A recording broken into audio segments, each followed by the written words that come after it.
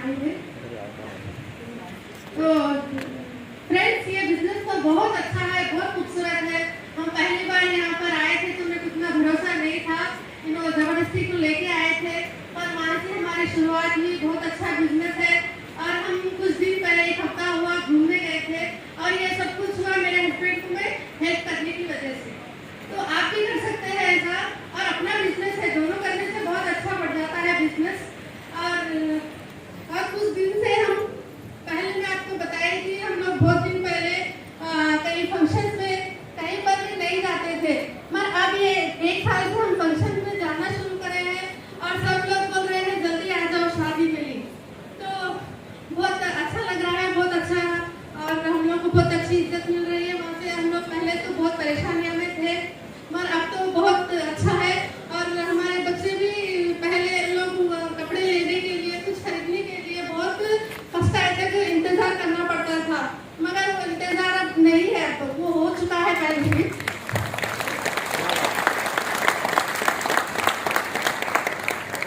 और बहुत अच्छा बिजनेस है फ्रेंड्स, शुरू कीजिए, देर मत कीजिए, और बहुत अच्छे सपने होंगे, आपके ड्रीम्स पूरे होंगे।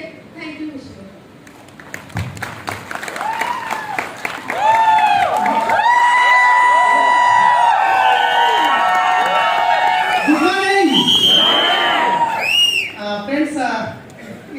तेलुगु थोड़ा ज्यादा कवर करता हूँ क्योंकि हिंदी बहुत सारे लीडर्स हैं, सबके लिए एक बार रहना चाहिए। సో గుడ్ మార్నింగ్ ఫ్రెండ్స్, నా పేరు అందరికీ తెలుసు. నేను కుక్కట్పల్లిలో ఉంటున్నాను ప్రజెంట్. అవ్వతో వచ్చేస్తుంది, ఎంత చెప్పొద్దని నా పేరు. ఈ బిజినెస్ రావడానికి ముందు నేను ఫస్ట్ శంషాబాద్ ఎయిర్పోర్ట్ లో క్యాబ్ నడిపించేవాడిని. ఇక్కడ చాలా మంది మా ఫ్రెండ్స్ క్యాబ్ డ్రైవర్స్ ఉన్నారు. మా శ్రీనివాస్ సార్ వెహికల్ నెంబర్ 32, నా పేరు 0443, ఇక్కడ 732. ఇట్లా వెహికల్ నెంబర్స్ పిలుచుకుంటే పేర్లతో నిలబడి మేము. సో ఆ క్యాబ్ డ్రైవర్ చేస్తూ చేస్తూ తర్వాత నా మైండ్ లో ఒక ఆలోచన వచ్చింది. ఒక కార్ తీసుకొని ట్రావెల్స్ బిజినెస్ స్టార్ట్ చేశాను. ఆ ట్రావెల్స్ బిజినెస్ స్టార్ట్ చేసి ఒక్కొక్కటి ఒక 40 అటాచ్ వెహికల్ నడిచేటివి. ఈ బిజినెస్ కి ముందు నేను ఏముండే, ఆ బిజినెస్ తర్వాత ఏమైంది అనేది ఒక 3-4 నిమిషాల్లో చెప్పడానికి ప్రయత్నం చేస్తాను. సో ట్రావెల్స్ బిజినెస్ పెట్టిన తర్వాత ఇక ఒక్కొక్క కార్ కొంటూ ఇంచుమించు ఒక 10 కార్లు కొనడం జరిగింది. బిజినెస్ బాగా నడుస్తుంది, బిజినెస్ బాగా పెద్దగా పెంచవచ్చు అనే ఉద్దేశంతో ఒక 24 లక్షలు అప్పు చేసి 10 కార్లు కొన్నాను. మంచిగా నడుస్తున్న టైంలో మనకు ఓలా క్యాబ్ అనేది రావడం వల్ల బిజినెస్ అంతా అప్ అండ్ డౌన్ అయిపోయింది. కొనేప్పుడు ఒక్కొక్క వెహికల్ 3 లక్షలు పెట్టి కొన్నాను. అమ్మేటప్పుడు ఒక్కటి అమ్మితే 50,000 గిట్ట తీసుకోలేదు, బఠానీలు అమ్మినట్టు అమ్మవలసి వచ్చింది. తిరిగి చూసుకుంటే 24 లక్షలు అప్పు, 70,000 ఇంట్రెస్ట్ నెలకి కట్టాలి. ఇక్కడ కూర్చున్న వాళ్ళు ప్రతి ఒక్కరు ఏదో ఒక ప్రొఫెషన్ లో ఉన్నారు. यहाँ जो भी लोग बैठे कोई ना कोई प्रोफेशन से है आप लोग, या स्टूडेंट्स हैं, या आपके पेरेंट्स आपको टेक केयर कर रहे हैं. मगर जब मैं बिजनेस शुरू करा था उस टाइम पे मेरा जो महीने का इनकम रहता, मैं लोगों को पे करने का महीने को 70,000 था. उस टाइम पे एक ही सोच आई थी, मैं अगर कहीं पे भी जाके जॉब करता हूँ तो 15 से 30,000 सैलरी मिलती है, मैं या बच्चों को पालूं या खर्चों वालों को निपटाऊं. समझ में नहीं आया था. एक टाइम ऐसा आया था मैं कि सुसाइड करने का भी सोच लिया था, डिसाइड करा था, मगर अल्लाह ताला की मर्जी थी. मेरे बच्चों की शक्ल याद आ गई, फिर डिसीजन को ये करके पर जब मतलब डिसीजन को छोड़ दिया. जब वेस्टेज हमारे ग्रेट अपलाइन जिनके पास मैं उनके घर की गाड़ी चलाता था, एम्बेसडर कार चलाता था, उनके भाई के पास, उनके भाई के भी 2 बार एक्सीडेंट में चले गए थे, उनके पास मैं गाड़ी चलाता था. तो उनके बहन थे, उनके लिस्ट में मेरा नाम लिखा हुआ था. 10 साल के बाद 10 సంవత్సరాల తర్వాత మేడం నాకు కాల్ చేసి, సలీం ఎలా ఉన్నావు, అందరు బాగున్నారా, చాలా రోజులు లేదు కదా, రాను ఒకసారి ఇంటికి రా, నీకు ఒక మంచి బిజినెస్ కూడా చెప్తానంటే, బిజినెస్ అయితే వద్దు కానీ 10 సంవత్సరాల తర్వాత నన్ను పిలిచింది మేడం. వాళ్ళ ఇంటికి వెళ్తే మేడం టీ ఇచ్చిండ్రు, ఇంకా స్వీట్ ఇచ్చిండ్రు, నేను టీ తాగాను. మేడం ప్లాన్ చెప్తున్నారు, నేను ఇక్కడ వదిలేస్తున్నాను. ఎందుకంటే ఇలాంటి బిజినెస్ చాలా వచ్చినాయి కదా. ऐसे बिजनेस बहुत सारे देखे हैं, मगर लकीली फिर सेकंड टाइम फिर मैडम फोन करके हमारे जो ग्रेट अपलाइन कुलकर्णी सर को लेके हमारे ट्रैवल्स के ऑफिस पे आके प्लान बताए. उसका प्रोडक्ट यूज करा, समझ में आया, मीटिंग्स में बुलाया, मीटिंग गया. फिर ऐसे गोकरण मीटिंग हुआ था जो दिल्ली में. वो गोकरण मीटिंग जाने के बाद हमारे जो chief mentor SP Bharill sir के टीचिंग्स, एक सेशन था, उसमें 1 घंटे का सेशन था. वो सेशन अटेंड करने के बाद मैं डिसीजन स्ट्रांग करा. सर वो सेशन में एक ही बात बोले, ఆ సెషన్ లో ఏమన్నాడంటే, అప్పులు అందరికీ ఉన్నాయి, అప్పులు చేసింది మనమే కదా, అప్పులలో పోయి చెప్పండి, ఒక 6 నెలలు, సంవత్సరం, 2 సంవత్సరాలు టైం తీసుకోండి, నేను ఇమానదార మనిషిని, మీ అప్పులు కడతానని చెప్పండి. ఒకవేళ లేకుంటే నేను ఏం చేయలేదు, నాకు పని చేసే టైం ఏంటి అని చెప్పి ఆ టీచింగ్ లో నేను విని నా అప్పులతో వచ్చి అదే మాట్లాడి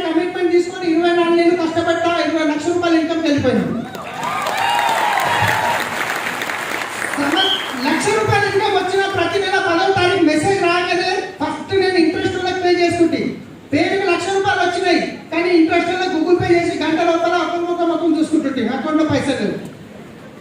సో అలాంటి సిచ్యువేషన్ నుంచి మేము చేస్తూ ఈ బిజినెస్ లో మా లైఫ్ కంప్లీట్ గా చేంజ్ అయింది. నా ఇన్కమ్ ఇప్పుడు 3.5 లక్షలు నెలకి. ఈ వెస్టిన్ నుండి నేను ఎప్పుడు ఎల్లోప్లేట్ టాటా తిరిగేవాడిని. ఈ రోజు నేను Brezza home vehicle loan vehicle తీసుకొని తిరుగుతున్నాను. ఏ హోటల్లో అయితే కస్టమర్లని మనము హోటల్ తాజ్ కృష్ణ హోటల్ కి చాలా మందిని కస్టమర్ తీసుకుపోయి దించాను అక్కడ వాళ్ళని. కానీ అదే హోటల్లో వెళ్ళి మేము 10,000 బిల్ అయింది, అక్కడ అన్నం తిని వచ్చినాం. సో లైఫ్ ఎక్కడ నుంచి ఎక్కడ చేంజ్ అయింది.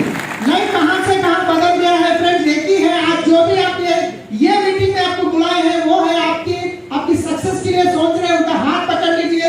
आप उनका हाथ पकड़ के आगे बढ़िए. 100% आप इस बिजनेस में सक्सेस होंगे. बस एक मिनट में क्लोज कर रहा हूं. ఫస్ట్ రావడానికి ముందు ఈ బిజినెస్ లో రావడానికి ముందు నాకేం జరిగింది, మీకేం జరుగుతుంది, రాబోయే వాళ్ళకి ఏం జరుగుతుందో చెప్తాను. రెడీ ఉన్నారా? ఫస్ట్ మనం ఇది చాలా ఇంపార్టెంట్. నేను అందరికీ చెప్తుంటాను, చాలా చోట్ల చెప్తుంటాను. ఎప్పుడైతే మనం బిజినెస్ లో ప్లాన్ వింటామో ఫస్ట్ అనుమానంతో స్టార్ట్ అవుతుంది. 3 హడల్స్ ఉంటాయండి. ఈ 3 హడల్స్ దాటిందంటే కనుక 100% మీరు డీల్స్డ్ కాబోతున్నారు. ఫస్ట్ హడల్ వచ్చేసి అనుమానంతో వస్తాం. ప్లాన్ వినగానే ఇలాంటి కంపెనీలు చాలా ఉన్నాయి, ఇది ఉంటుందో పోతుందో, ఈ సఫల కంపెనీ ఎన్ని రోజులు నడుస్తుంది, మోడీ ఏం చేస్తాడో, అన్ని నెగిటివ్ థాట్స్ వస్తాయి. యూట్యూబ్ లో వెళ్ళి మీటింగ్లకు వెళ్ళి అన్ని క్లియర్ చేసుకుంటాం. అనుమానం స్టేజ్ అనేది దాటాం. అనుమానం స్టేజ్ ఇక్కడికి వచ్చినాక క్లియర్ అవుతుంది. సో ఎస్ ఇక్కడ నుంచి నేను ₹1,00,000 ఇన్కమ్ సంపాదిస్తానని చెప్పి డేట్ చేసి రెండవ స్టేజ్ వస్తుంది. ఇది చాలా ఖతర్నాక్ ఉంటుంది. ఇక్కడ ఫిల్టర్ అయిపోతారు చాలా మంది.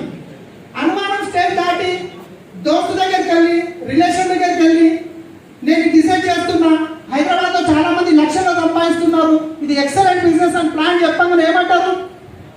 అరే ఏమైంది బిడ్డ, నిన్నదాకా మంచిదో కదా, ఎవరేమన్నా నిమ్మకాయలు తింటున్నా మీటింగ్ వచ్చినావా, ఏమైంది నీకు? సబ్బులు పేస్ట్ చేంజ్ చేస్తే ₹1,00,000 వస్తాయా? ఎవరు చెప్పింది నీకు? వాళ్ళకి తెలియలేదు, నీకు తెలియలేదు. నువ్వు చదువుకున్నా కదా. అవమానం. అప్పుడు అనిపిస్తుంది అవసరమా నాకు ఇది, ఏదో చేస్తున్నా కదా, నడుస్తుంది కదా, అనవసరంగా వాళ్ళ మాటలు వచ్చి వీళ్ళతో మాటలు. అవమానం స్టేజ్ ఇది. మీరు మీటింగ్లకు వచ్చి ఈ స్టేజ్ దాటిరు అనుకోండి, 3వ స్టేజ్ సన్మానం స్టేజ్. అనుమానంతో వస్తాను, అవమానం జరుగుతుంది, సన్మానం జరుగుతుంది. ఇప్పుడు నాకు సన్మానం స్టేజ్ లో ఉన్నాం ఫ్రెండ్స్. इस बिजनेस में करना कुछ भी नहीं है. अपलाइन को पूछो कैसे, डाउनलाइन को बताओ ऐसे, बीच में कमाओ पैसे.